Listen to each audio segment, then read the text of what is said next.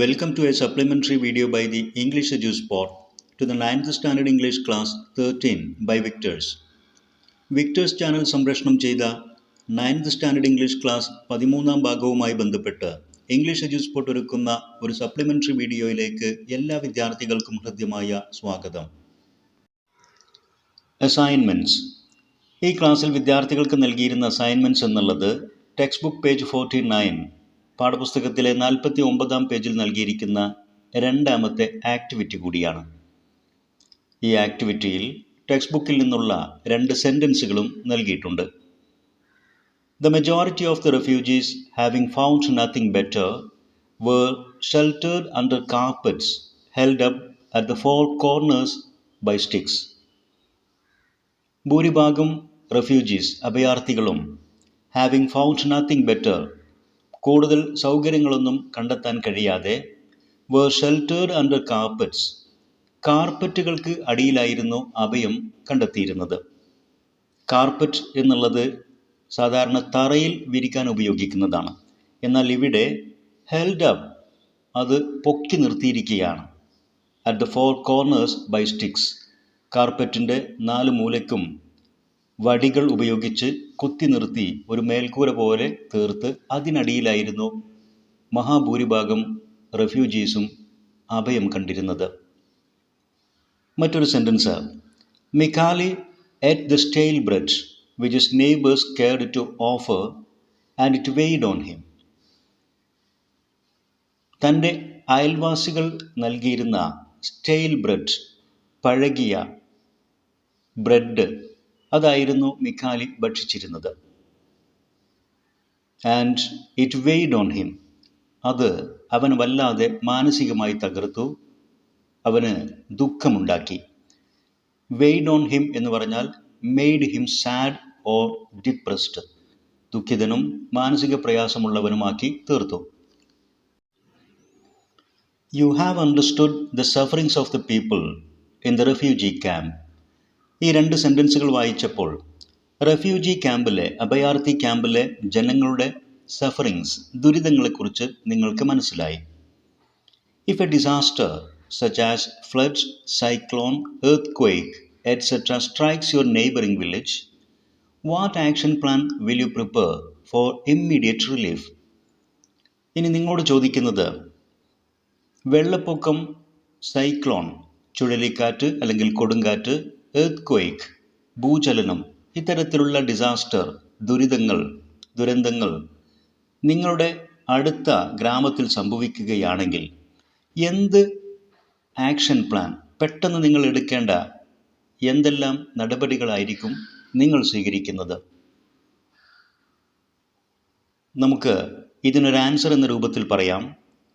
Seek the help of government agencies and other voluntary organizations as soon as possible.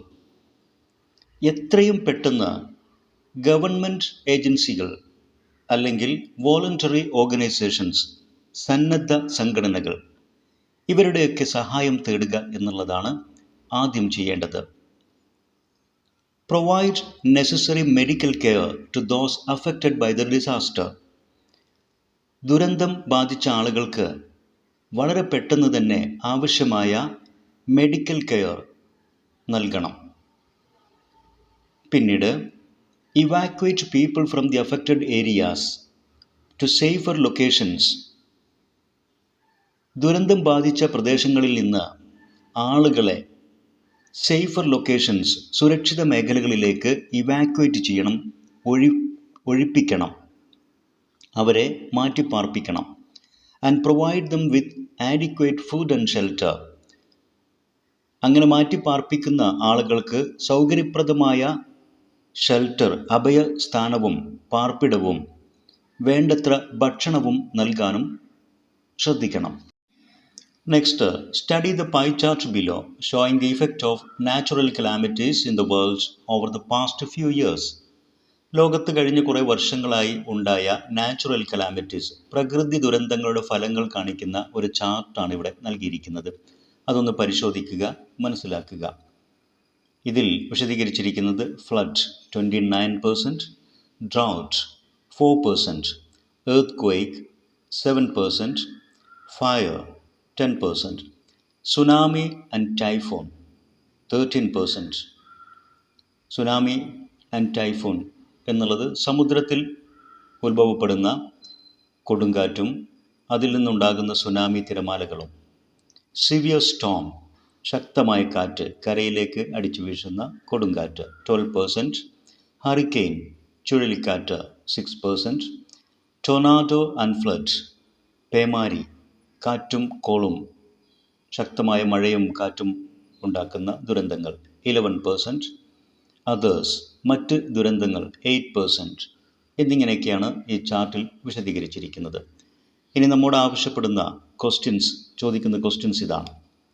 Answer the following questions on the basis of your reading of the chart. Question 1. Which appears to be the most disastrous of all the calamities?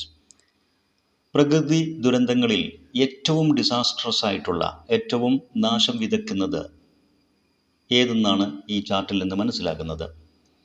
നമുക്കിവിടെ കാണാൻ സാധിക്കും, ഏറ്റവും കൂടുതൽ ഉണ്ടായതും നാശം വിതച്ചതും flood, വെള്ളപ്പൊക്കമാണ് 29%. Question 2. Which seems to be the least dangerous? ഏറ്റവും കുറഞ്ഞ അപകടം വിതച്ചത് ഏത് ദുരന്തമായിരുന്നു? That is drought 4%. വരൾച്ച 4% അതുമായി ഉണ്ടായ ദുരന്തഫലങ്ങൾ. Next, discuss. What are the adverse effects of calamities? List them. Calamities അഥവാ ഡിസാസ്റ്റേഴ്സ്, പ്രകൃതി ദുരന്തങ്ങൾ. പ്രകൃതി ദുരന്തങ്ങളുടെ അഡ്വേഴ്സ് ഇഫക്ട്സ്, വിപരീത ഫലങ്ങൾ എന്തൊക്കെയാണ്? ഡിസീസസ്, പ്രകൃതി ദുരന്തമുണ്ടായാൽ പലതരത്തിലുള്ള രോഗങ്ങൾ ഉയർന്നു വന്നേക്കാം. ഡെത്ത്സ്, മരണം ധാരാളമായി സംഭവിക്കും. ലോസ് ഓഫ് വെൽത്ത്, വ്യക്തികളുടെ സമ്പത്ത് നഷ്ടപ്പെടും. അതോടൊപ്പം തന്നെ പ്രകൃതി വിഭവങ്ങളും നാശമായേക്കും. Contamination of water, air etcetera, വായു, വെള്ളം ഒക്കെ ധാരാളമായി മലിനപ്പെടും. Contamination means pollution. Next, suggest a few precautionary measures to reduce the adverse effects of such calamities. ഇത്തരം പ്രകൃതി ദുരന്തങ്ങളുടെ അഡ്വേഴ്സ് ഇഫക്ട്സ്, വിപരീത ഫലങ്ങളെ കുറച്ചു കൊണ്ടുവരാനുള്ള പ്രിക്കോഷണറി മെഷേഴ്സ്, മുൻകരുതൽ നടപടികൾ നിർദ്ദേശിക്കുക. എന്തൊക്കെ ചെയ്യാൻ സാധിക്കും? Increase the health care facilities with preventive and life saving medicines. Preventive and life saving medicines, പ്രതിരോധ മരുന്നുകളും ജീവൻ രക്ഷാ മരുന്നുകളും സംഘടിപ്പിച്ചുകൊണ്ട് ഹെൽത്ത് കെയർ ഫെസിലിറ്റീസ്, ആരോഗ്യ സംരക്ഷണം, അതിനുള്ള സൗകര്യങ്ങൾ വർദ്ധിപ്പിക്കുക. Improve and expand emergency medical equipment to reduce diseases and deaths. Medical equipment, medical ഉപകരണങ്ങൾ, അവയുടെ ഇംപ്രൂവ്മെൻറ്റിലൂടെയും എക്സ്പാൻഷൻ, അത് ധാരാളമായി സംഘടിപ്പിച്ച് അവയുടെ ലഭ്യത വർദ്ധിപ്പിച്ചുകൊണ്ടും മരണവും രോഗവും കുറച്ചു കൊണ്ടുവരാൻ സാധിക്കും. Evacuate people from calamities prawn areas. ദുരന്ത സാധ്യതയുള്ള പ്രദേശങ്ങളിൽ നിന്ന് ജനങ്ങളെ മാറ്റിപ്പാർപ്പിക്കുക, ഒഴിപ്പിക്കുക. ഇൻ അഡ്വാൻസ്, മുൻകൂട്ടി തന്നെ. To reduce the loss of lives and wealths, അതുവഴി ജീവനും സ്വത്തും നഷ്ടപ്പെടുന്നത് കുറച്ചു കൊണ്ടുവരാൻ സാധിക്കും. Next, in certain cases people are given some precautionary measures. ചില ദുരന്തങ്ങളുടെ കാര്യത്തിൽ ജനങ്ങൾക്ക് മുൻകൂട്ടി തന്നെ മുൻകരുതൽ നടപടികളെക്കുറിച്ചുള്ള വിവരങ്ങൾ നൽകാൻ സാധിക്കും. A few warnings related to earthquake are given in the boxes. Earthquake, ഭൂചലനത്തെക്കുറിച്ച ചില മുന്നറിയിപ്പുകൾ ഇവിടെ നൽകിയിരിക്കുന്നത് പരിശോധിക്കുക, വായിക്കുക. Move to an area away from trees, power lines, buildings and walls.